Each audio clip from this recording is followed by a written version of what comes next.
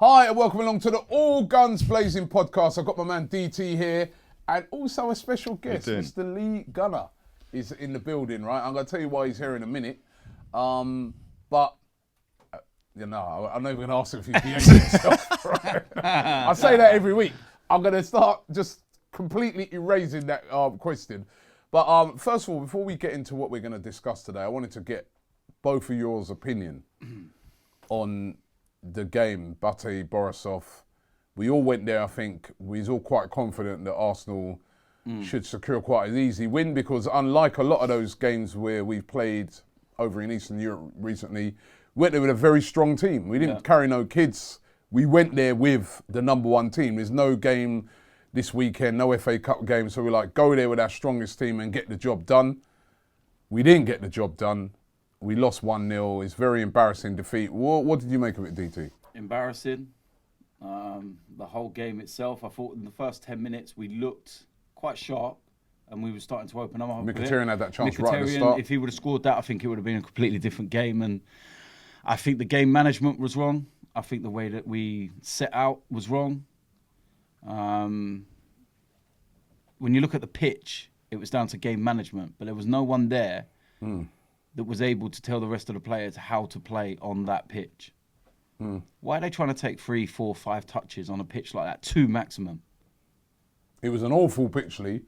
You know, bobbly, muddy, and, you know, it was a freezing cold night.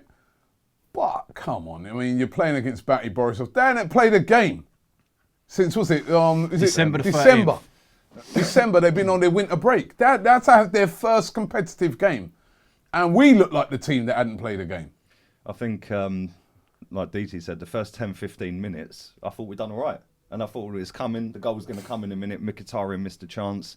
Lacazette had a couple of chances in that game. But we gradually got worse throughout the whole game. And then by the end of it, it was like we couldn't even whip a corner past the first man. Oh, you know, we can complain about the pitch and all that, but how can you not? And about 7 different people tried taking a corner, and not one of them got it past the first man. No. And it is embarrassing, but at the end of the day, I'm not going to lose my shit over it. We've got a return leg, luckily, at the Emirates, and I think we'll fully beat them. At the end of the day, fair play to them. Listen, they got their goal, they parked the bus, and we couldn't break them down. So you give them credit. And we move on to next Thursday. And it was nice to see that the players were straight back in training the next day as well. None of this day off, go and have a break and all that. It was straight back in the next day. So hopefully they all roll their sleeves up, but we'll see. They don't deserve a day off. They don't. They don't deserve a day off. It's poor. They should have come in for double sessions. They should be made to watch that performance again.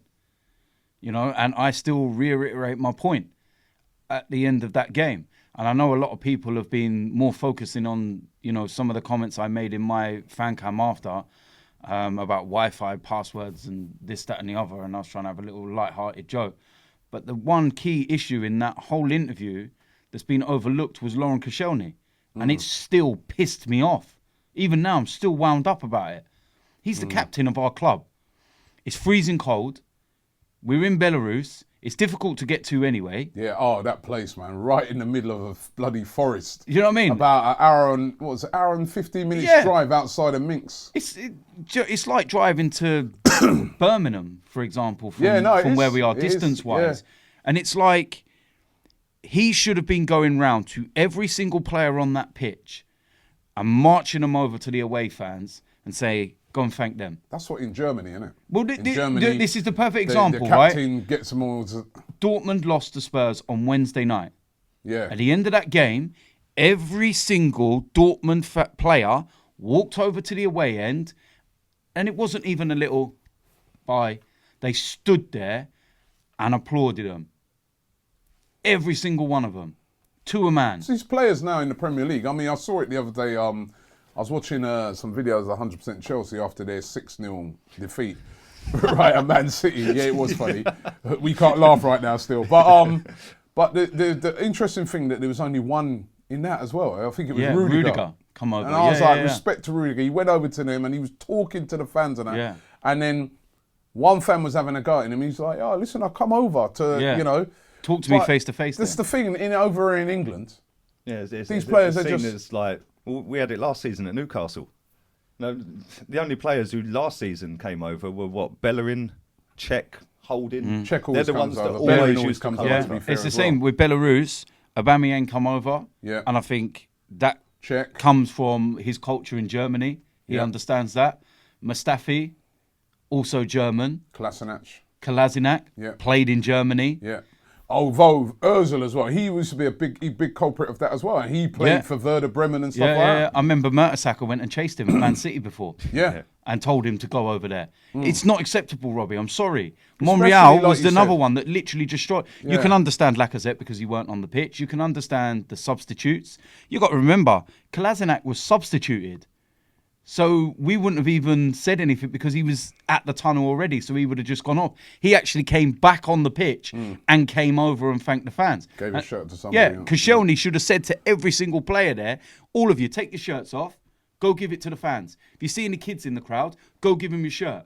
I know it's a small token, so to speak, but it's a little something. Yeah, but they were doing that though. They were doing that at the start of the season, weren't they? They were all coming over every game, home and No, away. but you've got to do it when you've tasted a bad defeat as well. Exactly. You can't just do it in the good times, innit? You know what I that's mean? what we say about and, social and, media. And then expect, you're expecting the fans to stand with you in the bad times. You've got to stand with the fans as well because, as DT said, that place, it was freezing cold, snow, in the middle of nowhere. A very difficult trip to make, yet still an excellent turnout by Arsenal fans. You know what I mean? turnout. Really good turnout. Even the Arsenal fans from Eastern Europe, you get a lot of them at those type of games.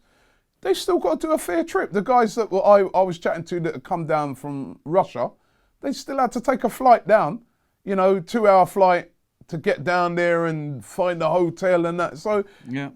I mean, come on, you've got to That's give what a I bit said. of respect to. I agree with you on That's that the thing. Koscielny thing. Koscielny's captain. That's what's the most annoying Lead thing. by example. He's the captain. Exactly. He's the captain. He should have been grabbing every single player on that pitch and saying, go over and thank them fans. That was a shower of shit. Go over and do it. Don't just sit there and take all the plaudits and everyone singing your name when we won. Like, as soon as we win, you go on social media and everything else. Fair play to Lacazette as well, by the way, for coming onto social saying he's media sorry. and saying sorry. Yeah. Fair play. Took some balls to do that because he too could have took backlash. Because No, but despite people everyone respect that. liking- You know what? It And, is. and I think that when you do things like you kill the impending, when people are about to attack and say, Lacazette, he's come, he said, listen, I'm sorry, I let the sorry. team down. Yeah. You got nothing else to say after that, have you? No. You're like, all right, fair enough. and that's He's the held thing. his hands up. Yeah. He knows he lets the team down. We've got to move on. Yeah, and that's the 'Cause we same. know it's a That's the one-off. same. If the players would have gone on to the Twitter or whatever and said that performance was not acceptable tonight, we apologise to the fans for the performance. We will put it right next time. Again, yeah, you will have some people going, "Oh, you were shit tonight," but it would stop so much of the backlash because they'll go, you know what? They recognise that performance wasn't good enough, and they've apologised, and you can't ask for no more than that as a fan. But they don't. They go silent. But then the moment we win, celebrating in the streets, hanging out of car windows, all sorts. Do you know what I mean? And it's like back on top, all this rubbish, back on the transfer list. That's where I want him. Do you know what I mean? It's like, but it's simple. Anyway, You know what I mean? listen. The reason why I got both of you here to discuss this weekend, right? It's a weekend where we got no game because the FA Cup. We're out of the FA Cup. We've got a free weekend, and I thought that what we do today, right, is have a bit of a debate on this next subject, right? Now, the other night, at that game, one of the things, and not only that game, Huddersfield, and there's been a few other games as well. One of the things that seems quite obvious is that we're lacking creativity, right? We don't seem to be creating as many chances as we've been created over the past few years, right?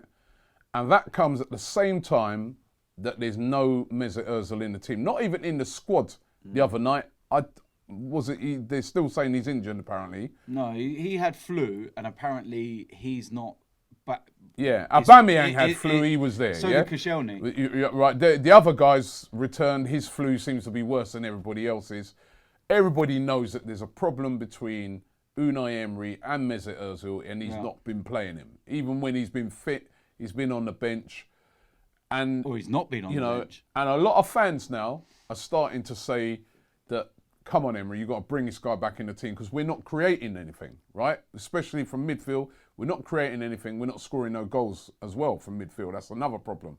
So I know that both of you have got sort of opposite ends of the scale. I know that you've been kind of supportive of what Emery's done in a way, but then now you think that he should definitely come in. And I see, Lee, some of your tweets where you're still like saying no, he's the right decision not to play him. So I want to get your thoughts on it. Let me start off with you first of all, DT. Ozil, is this a big mistake that Unai Emery's making? A mistake that, if it goes wrong as well, I could possibly see him go if he don't get this thing sorted out properly. Do you know what? The thing is that with everything going on and how poor we're playing at the moment, it's looking like a bad decision. If we're winning and we're doing great, then you could sit there and say, well, he's got the decision right. But when one of the biggest problems we're having is creativity, you've got to ask. Now, I understand that there's certain games where Ozil might not be right for that game. Would you have put him in the other night if he was fit? Yes. Even though, yes. as you heard, there was a fan that we spoke to at the end of the game, and he was saying that, listen, he's going, I hear people chatting about Ozil should play, but he goes, come on. Ozil over the years and these freezing cold games. Let me give you an example. He goes bobbly pitch. Let me give you an example. He goes, would Ozil have done anything? Let me give you an example. Ostersund, away, -13. Who was one of the players that stood out? Oh yeah, Mesut Ozil. Don't like cold temperatures, does he? Did he stand out?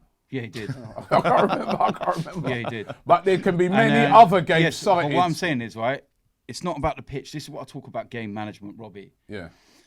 That pitch, you needed no more than 2 touches on that pitch. Now, this is where there's no leader, no game management.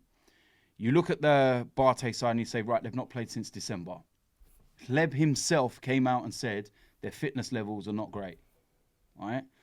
What you do for 60-odd minutes of that game is you let them chase you. You let them run around the pitch. You do that by 2-touch football. You need 1 touch to bring the ball under control because of the state of the pitch, and then you pass it on. And you make them run around and chase the ball. And in that final 20 is when you will really start to get the benefits of what you've done. But what we did was take 1 touch to bring it under control, take a 2nd touch, then a 3rd touch, then a 4th touch. Players were having 4 or 5 touches, and what that did was slow everything down. So Barté could just stand behind the ball, reserve their energy, and we're like, this is easy. And I can't tell you the amount of times in that game that players overhit passes, that they were like, got into those little triangle situations where they hit a quick 1-2, and then the final 1-2 through ball just went straight out of play. It happened about 5-6 times in the game. Do you know the most damning, what's the word? Like, what that whole performance, right? When we was on our way home, I was on my way home. We was on the flight with the Barté players. It was like, oh man, just talk about rubbing salt in the wounds, man. The whole team were there eating Whopper meals and drinking beer. It was like, but I got a chance to talk to Hleb. And I was just talking to him about, his past times when he was playing for the club and everything else. And I said to him, what do you think about us at the moment? And he said he doesn't like the way we play.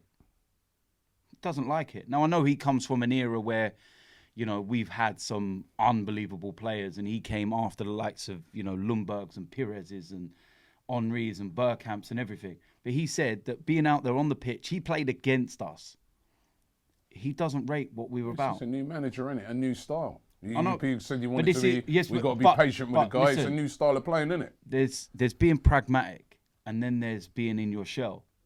We're just not playing with any kind of cohesion at the moment. And you think most of that's down to the fact that Ozil's not there? No, it's not creating. No, it's not mostly all down to him.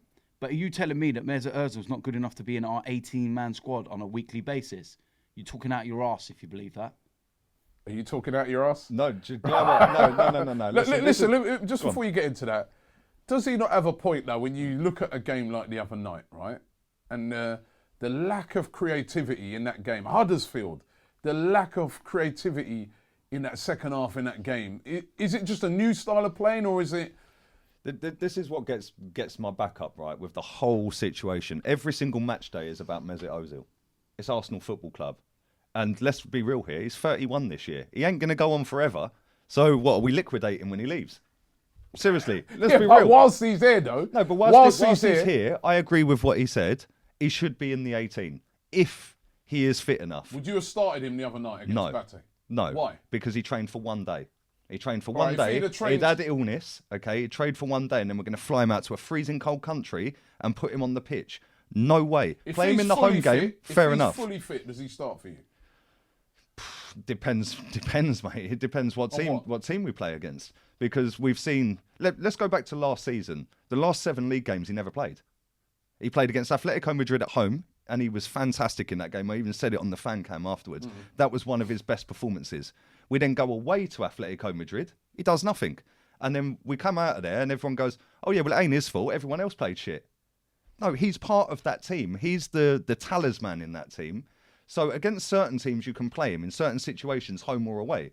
Against Cardiff this season, I watched that game. I was there. And everyone's saying, yeah, Ozil's playing today, blah, blah, blah. And listen, don't get me wrong. I don't hate the guy.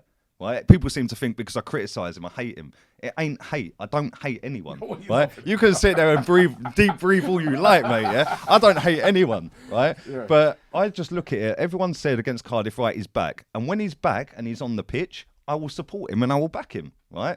Against Cardiff, we came off of that pitch and it was, oh well, we scraped through Cardiff, oh blah blah blah, and it was like, okay, so where was Ozil today then? Because he played. Oh, yeah, but the strikers, there was no movement in front of him. It's always an excuse as to why he drops a 1 or 2 or 3 out of 10, even when we win. When we lose, you said it to me after Man City. Oh, but we missed creativity today. It's not because Ozil played. Ozil played there last season. We lost 3-1. Against West Ham this season, we lose 1-0. Oh, yeah, but we lack creativity today.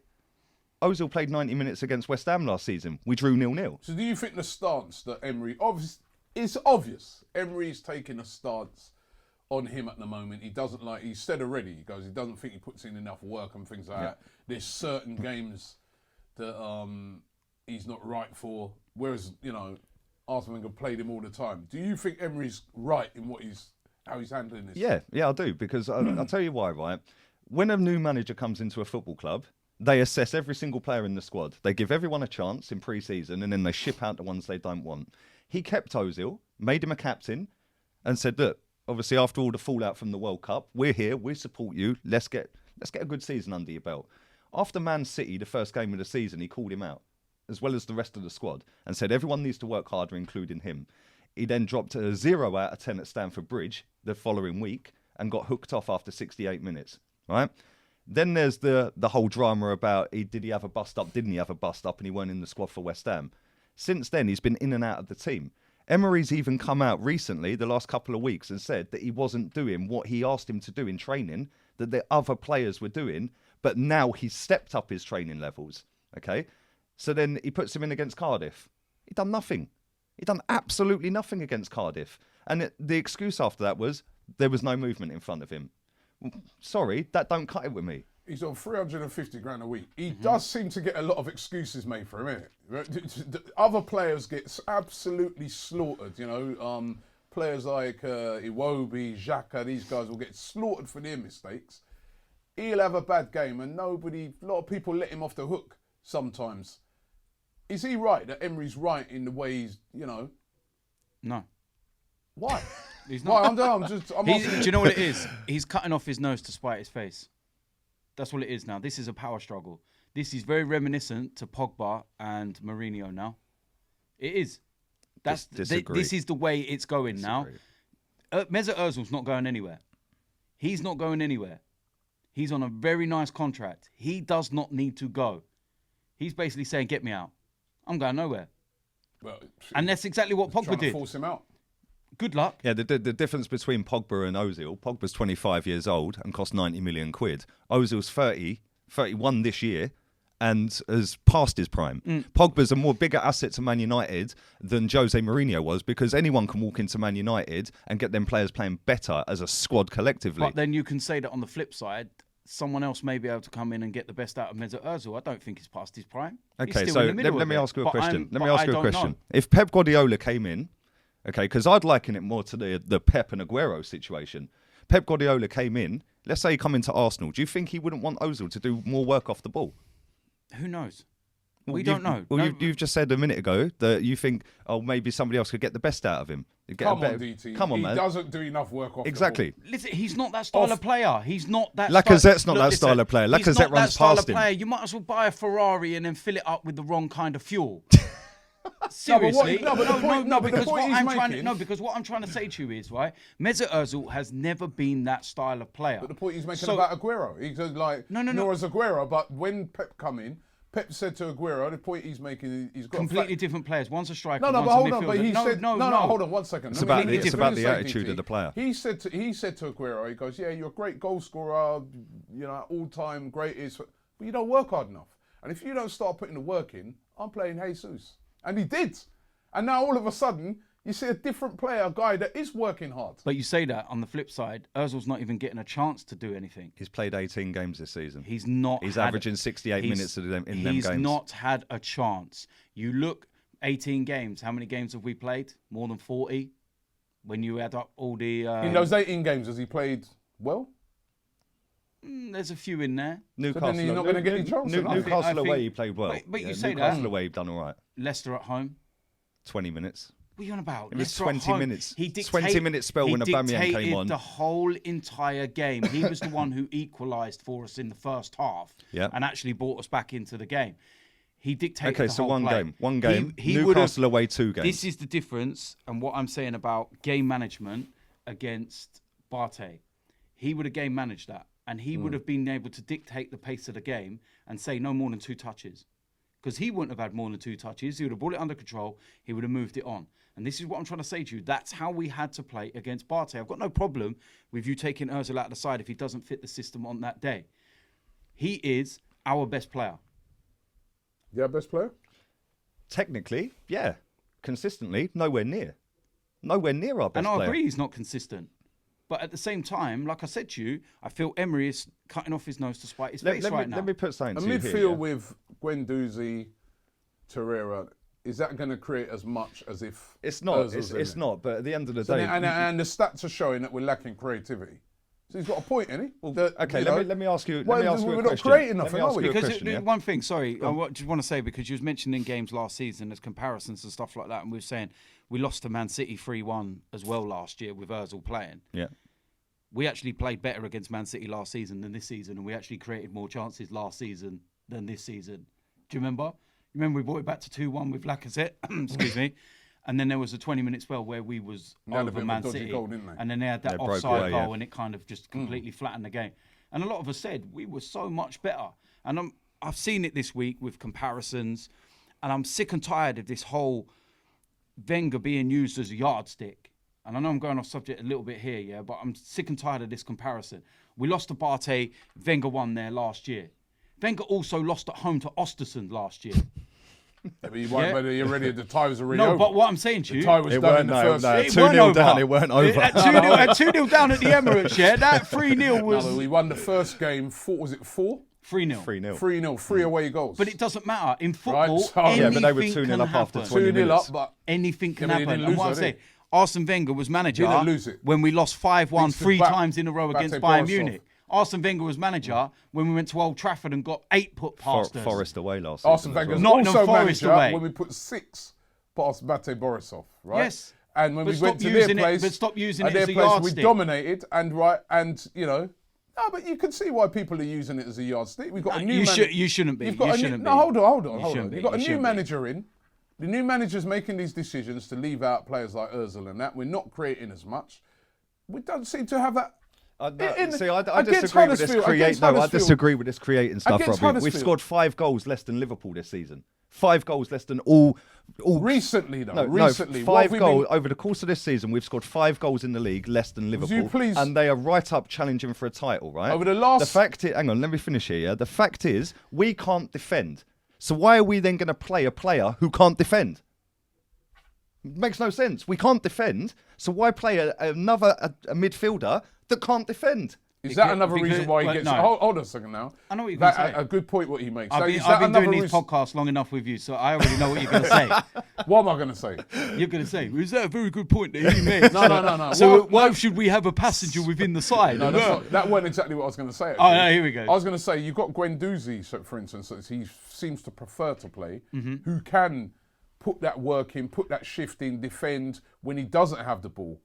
Is that justified why he's not playing Ozil, especially in them away games? Ozil's not that player. Because Ozil can be a passenger. Ozil's not that player. He plays further forward. But he needs to be... He was never even doing that at Real Madrid. It's a different system. He needs to adapt. No, that's what the guy's saying to him. Exactly. You adapt to the system, it's a not new the system guy in adapting charge now. to the player. It's a new guy's come in. He said, Emery wants 11 players, well, not 10 players, sorry, not including the goalkeeper. He wants 10 players that run around and press and press and press and press. But it ain't going to work for a full season. You're not going to be able to press for a full season. You can't. But if that's what he wants, why are you... So what I'm saying is, right, when Emery came in, Ozil was already a player. Ozil had already signed his new contract, right? I feel that a lot of Emery's decisions are because of how badly his fingers were burned at PSG. Neymar run PSG. If Emery said to Neymar, you're not playing this week, he would go straight to the president, and the president would tell Emery, yes, he is playing this week. Ozil's probably doing the same thing, just can't get hold of Kroenke. Can't get hold of him. Can't get hold of him at the moment. Maybe we should bring Wenger in as mediator. But listen, if a new guy comes in, remember, we all wanted new change, right? And the new guy comes in and he says, right, guys, my style of playing football now is pressing. I want everybody to, just like what Pep did at City. I want everybody to work hard and press. But there's also variation. Hold on. You can't just turn around as a player and say, well, you know what, I don't do that, bro. Pressing thing. Hey, don't talk to me about that, I don't deal in pressing. But this is the thing. Pressing, hold on, wait a minute. Pressing, defending and that, I don't deal with that. I don't do that. So if the manager then turns around and says, all right, well then you ain't playing then. You know what? It's such a misleading stat that Mesut Ozil's lazy. You just said yourself. Yeah, but listen, Let me get it. I know what you're going to say. He runs more than any... Mate, run with purpose, get back in position and make a tackle. Mesut Ozil used to run more on the pitch than Alexis Sanchez. But because he don't throw his gloves everywhere... He threw his gloves this season.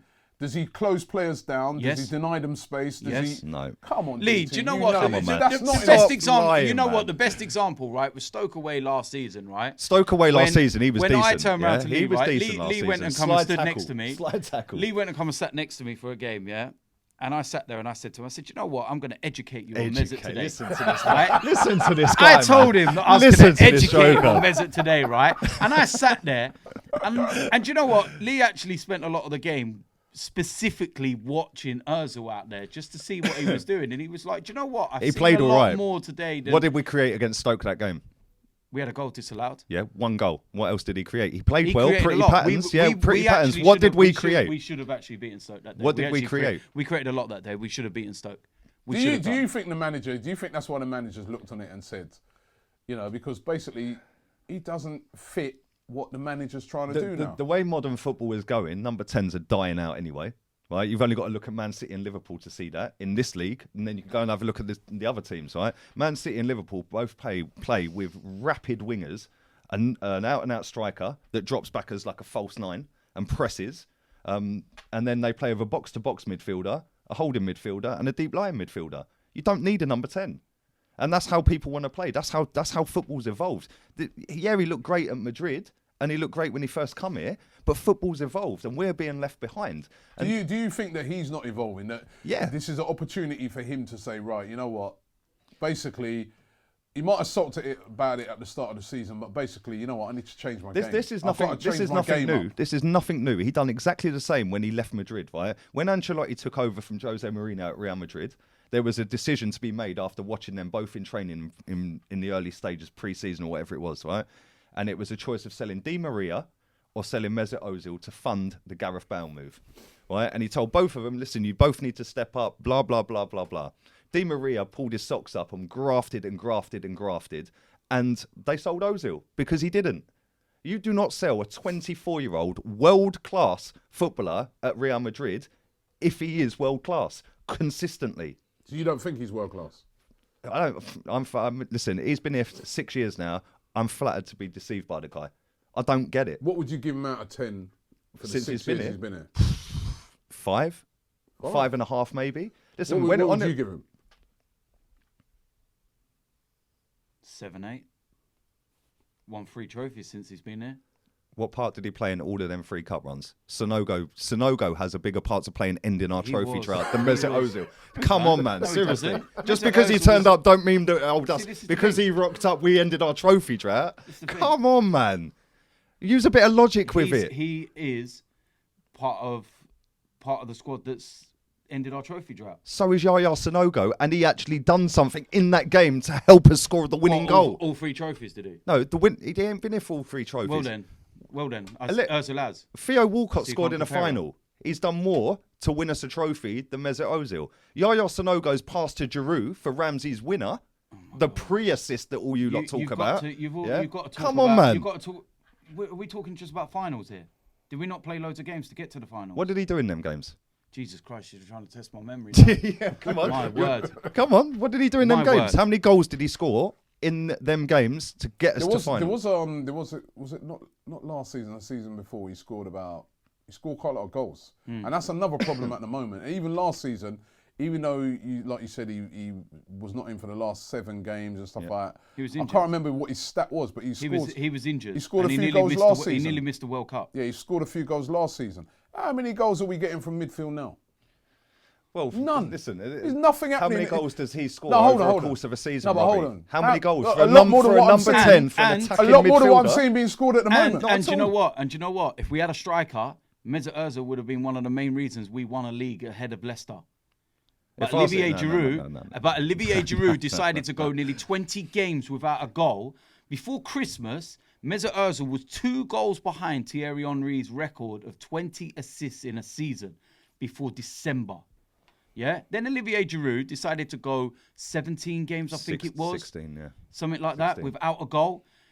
Go back and watch those games and have a look how many chances were laid on a the plate season to that we him. only signed Petr Cech. If we'd gone and bought somebody else, we might have won the league anyway. We might Should the manager look at maybe changing up the style a bit, right? You've got 2 deadly strikers up front. Every time I go to an away game, right, the first thing the away fans say to me, yeah, scared, man, Lacazette, Aubameyang. They're scared, right? We've got 2 brilliant strikers up front, right? Should the manager not then fit Ozil into the system so that he's creating a lot of things for those guys? Plus, as well, he can be running in as that number 10 and scoring goals because he has done that before in the past. You can't deny that, Lee. No, listen, that's a fair point. But let me ask you a question before I answer that, right? Do you 2 think Kolasinac played well the other night?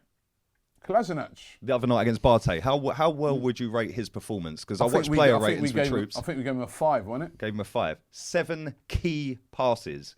And the thing that winds me up is if that was Mesut Ozil that had done 7 key passes in a game and we dropped a 1-0 defeat, everyone would come out of that game and go, oh, well, Ozil played well, 7 key passes. But Kolasinac was shit, let's be real. To be fair, he got a higher marking than nearly everybody else. Yeah, but come on, he got a basic 5. Yeah, but in answer to your question, I don't think playing both of them strikers is working. And the reason it's not working, if you look back at the beginning of the season, it was either one or the other. Both of them are now starting. All right, if we play one, you put Ozil in there to create chances. No, you play one and you play with 2 quick wingers like everyone else does. But what I'm saying is, right, what if it's not working at the moment? If it's not working, wait a minute, bring him off the bench. Lee, if it's not working as it is at the moment, Yeah. what about trying something else, bringing in that number 10, you know is going to create chances. And do you know what? We know, there's don't a we? big We know, problem. but as bad as Ozil is, Yeah. what about doing this then? What about saying, right, you know what? We've got Torreira, we've got Xhaka. We're going to put them, and they basically, their job is to do the donkey work. We've right? done that. Hold on. You 2 do the donkey work cover, right? And then you got your back 4 and then say, right, everybody, and you tuck in, make Ozil go forward and do his damage and create for the guys in front. Why not try that? We've done that. We've done that this season. When? Loads of games this season, we've done that. And have we got on? How many assists? Have we got on? How's he got on is the better question. Have we got on? We've got on very well because when we've played that formation... If we've got on very well, why are we now trying to do something else that ain't what? Because at the moment we've got... But you can't have it both ways, right? Because you're contradicting yourself. Because you're sitting there in 1 second and going, we beat Cardiff, but what did Mesut Ozil do? What did he do? We won as a team. We lose as a team. So you can't sit there and go, oh, we beat Cardiff, but Ozil didn't play that well. And then you can't go, oh, but we've done well. But what did he do? He's part of the team. Yeah. So if we win, fair point. But so if we fair win, we point. win, and that's No, what I'm saying. fair point. There's a flaw in what you said. One thing. Go on. About wingers. Yeah. We ain't got none. Alex Iwobi, for all the shit that kid has got this season, has been involved in 1/5 of our goals. He's fact. He's also. If that was Ozil involved in 1/5 of our goals, right. we'd have a fucking statue built. Now it's true though, isn't it? He plays in completely different roles, yeah. And this kid's completely getting slated all season. He gets slated because his end product is dreadful, and he's still been involved in 1/5 of our goals. It's absolutely dreadful. Now I thought we've sat here and had this conversation, haven't we, Robbie, about Iwobi, and I've said right up to the final third he's been good, and I've said it for years actually. I've said. Do you know what he reminds me of? He reminds me of Sterling. Yeah, early Sterling. Early Sterling. And Pep has made Sterling go levels above. The thing is, we need to back, and I know I'm going off topic of the Ozil thing here, we need to back Iwobi. I agree. To do what I'm not saying he's going to be as good as Sterling. I said last week, I don't think possibly he should be starting every single game. No. It would have been nice to have had like a Perisic or somebody, and then he comes in. But I do think potentially he could be a starter every week. But that you are going off topic, right? Ali, I've got another question for you here, right? How can you have a guy, right? You're paying. Now, listen, we're not Man City, right? We're not Man United, yeah? We can't just slosh money around like that. We're paying this guy £350,000 per week, reportedly, yeah?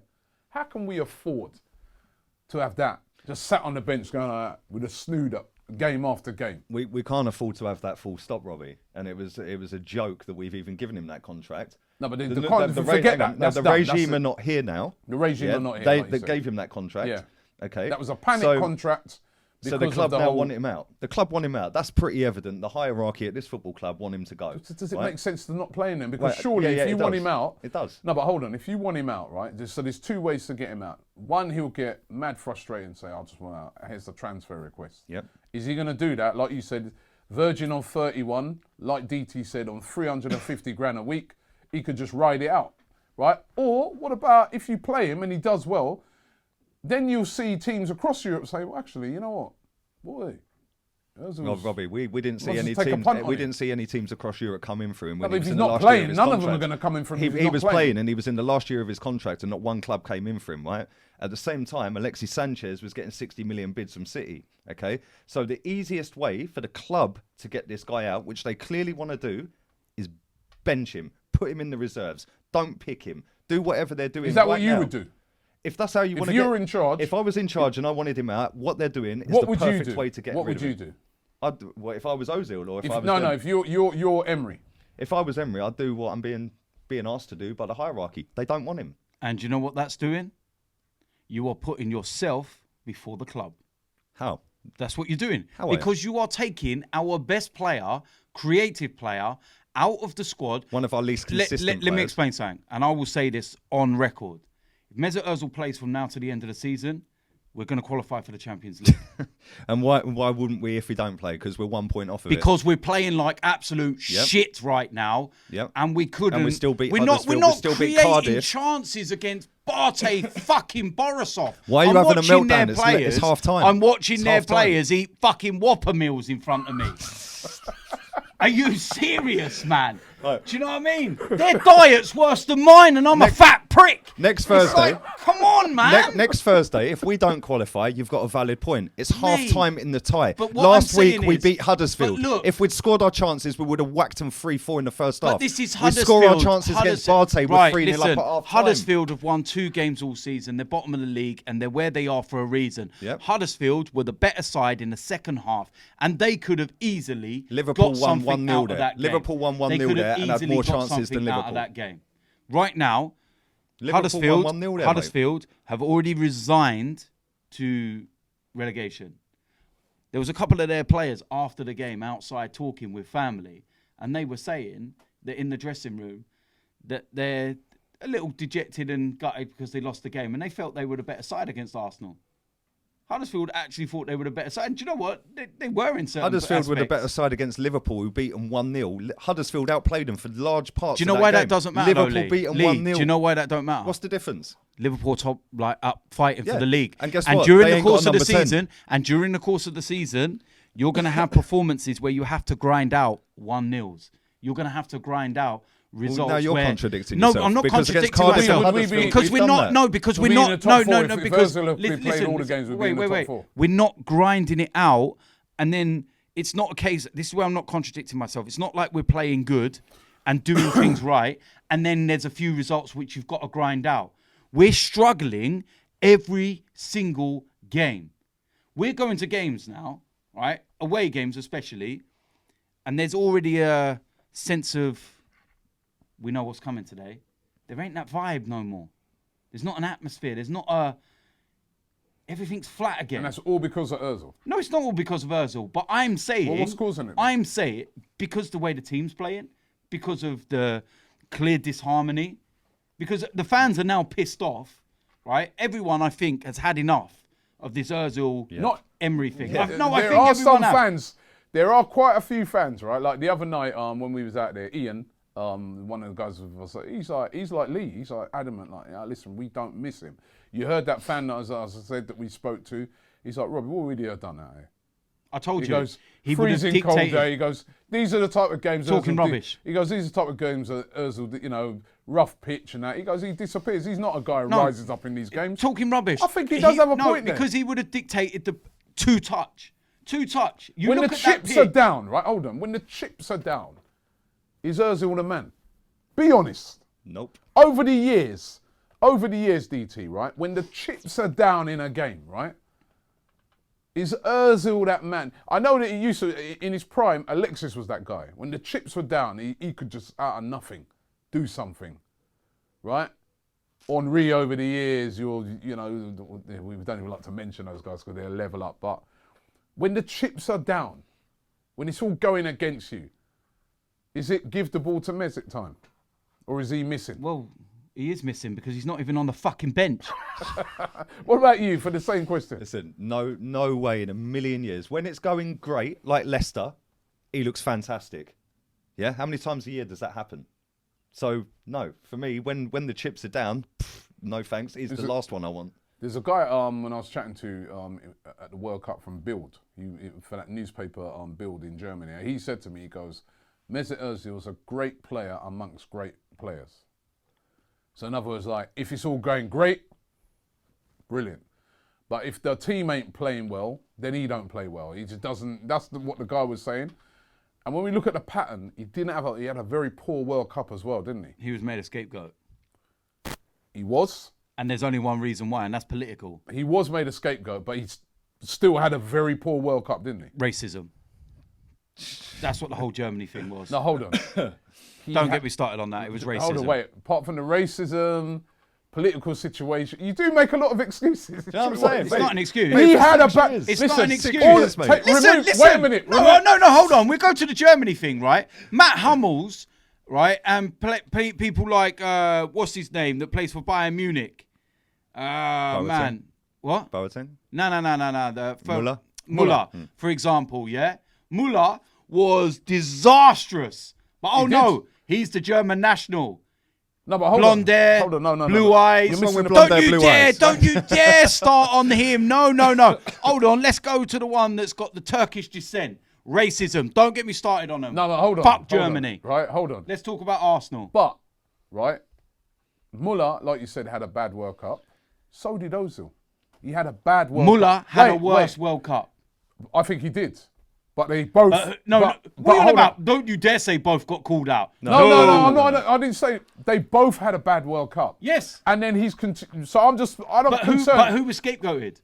He was scapegoated, but I'm not concerned There you go, about... you've answered your own question. But I'm not on about the scapegoating. I'm on about he had a bad World Cup. That's one of the reasons why he was scapegoated. He had a bad end to last season He played as well. badly. So he's played badly then, and then he's followed that through into this season. He's played badly again. I actually don't think he was fit for the World Cup.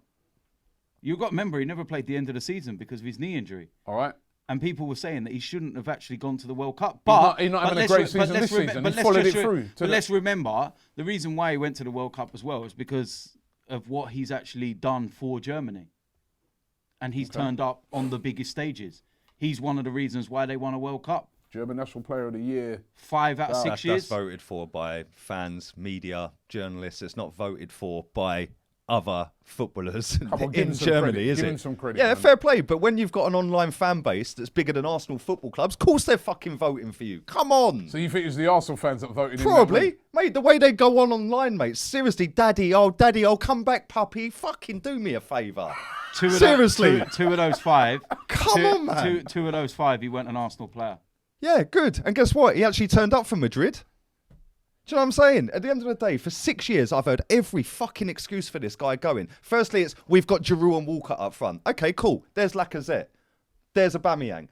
He's provided 1 assist to them this season. Aubameyang, yeah? He's provided Lacazette 1 assist this season against fucking Karabag. He's provided 2 assists, 1 to each of them strikers this season. Has he had a chance? In 18 games. He hasn't had a chance. What are you talking about? Not had 18 games. But there's no consistent run of games because this is what I don't understand. Right, so, okay, right? so hang on. Wait, no consistent run of games. So we listen. put him back in. It's going to be, the next excuse will be, it's because he ain't played for weeks. No, because this is what I'm trying to say to you, yeah? And this is what I said to you in a fan cam, yeah? That I don't understand. He could get left out for 1 game, and in the next game, Emery brings him back and he makes him captain. And you're sitting there scratching your head and going, do you know why that is? He came in and he picked his 5 captains. He didn't want to rock the boat. Ozil's the biggest name player in the club. He's on the most money. Koscielny was coming back from an injury. Obviously, he was the vice captain before with after Mertesacker, wasn't he? No, I'm talking only a few weeks. I'm talking only a few weeks ago. So let me finish. So he's come in. He's made 5 captains, right? Now, when he played against Cardiff, the other 4 captains weren't even in the fucking 11. So it's pretty standard he was going to let Ozil be captain that day. But given the situation, it looks stupid. Yeah, of course it does. But now Emery can't take it away from him because he looks a mug. But come the end of this season, Koscielny won't have it because he won't be it. Ozil won't have it because he won't be it. If a player's not performing or doing something wrong, then you should be strong enough to take the captaincy away. I think if you can't do that mid-season. You can't do that mid-season. Inter Milan have done it to Icardi at Inter Milan. Yeah, we're not Inter Milan. Well, we're Arsenal. Well, listen. For anybody watching or listening to this out here, if you're watching on YouTube, right, we're going to do a poll on it, so you can vote. We'll do it this way: Ozil in or Ozil out, right? As, in the great tradition of Arsenal fans, in or out, vote and let us know. We're going to round it up now. I'm going to give both of you a chance to say why, to make the case for either in or out, right? So I'm going to start off with you first, DT, right? That's right. No, I'm going to start off with you. He's a guest. Yeah, I'll start with you. All right. We're in my town. Let's start off with the guest first. Right? Let's start off with the guest first. Right, Lee Gunner, right?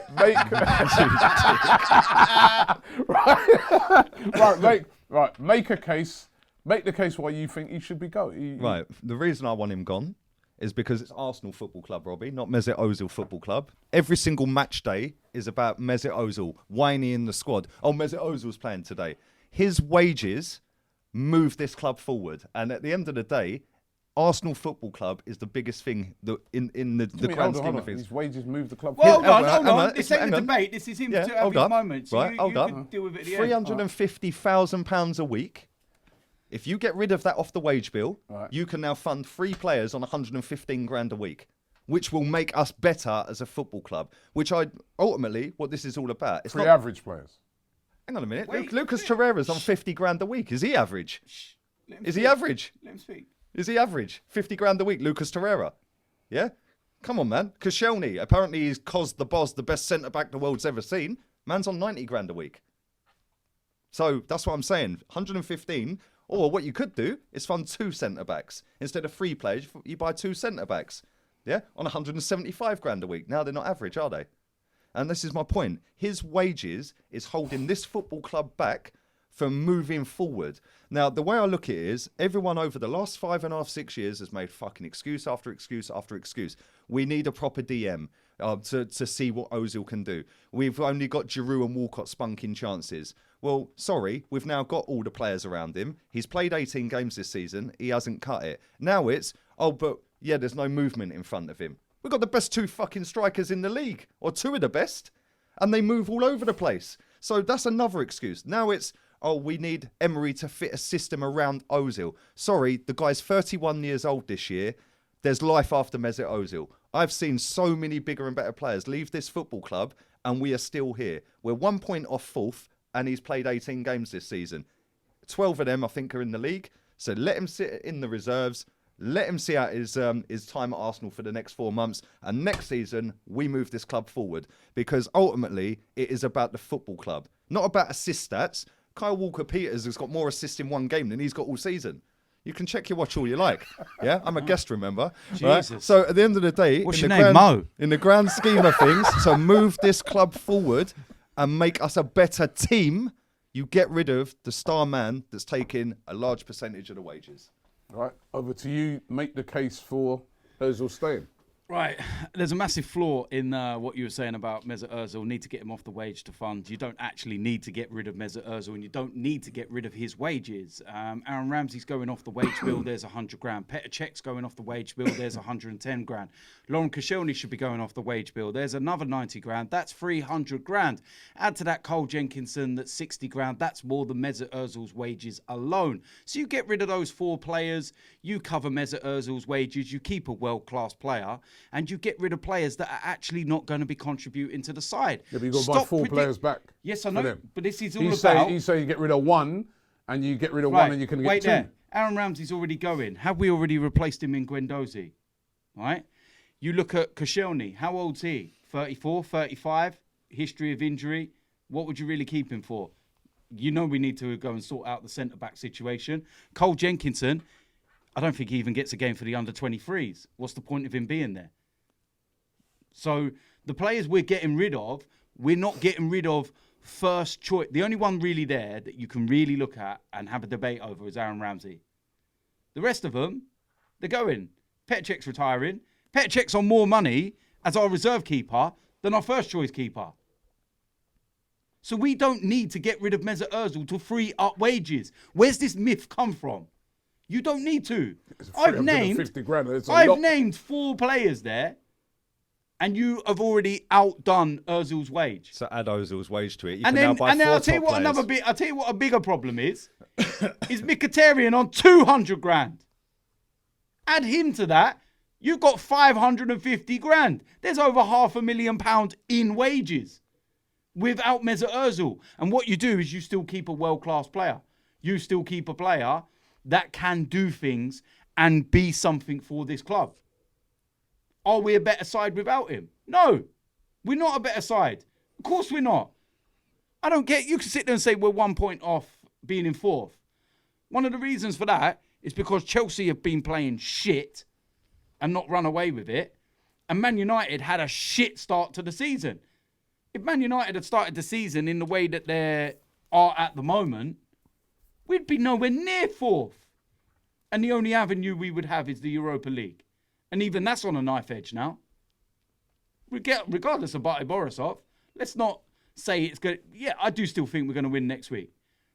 But we also thought we were going to win on Thursday. You can never... Football is an unpredictable game. Are Arsenal a better side with Mesut Ozil? Yes. Can we move forward with Mesut Ozil? Yes. Do we need to get him off the wage bill? No. It's other people that are the problem on the wage bill. Players that don't play, that can't contribute nothing. Mesut Ozil can contribute something. Okay. All right, so you've heard the case put by both of these guys. Want to get your opinion on it as well. And I'd love for you guys to comment on what we've been discussing today. It is a big subject. You know, Mesut Ozil, you know, loved by many at the club. Other people saying that, you know, his time's up. Are we creative without him? When he's in, does he really make a difference? Does he put the work in? I mean, he really does divide opinion. So we'd really love to hear from you guys on this one. Lee, I want to thank you very much for coming on the podcast today. It's been great.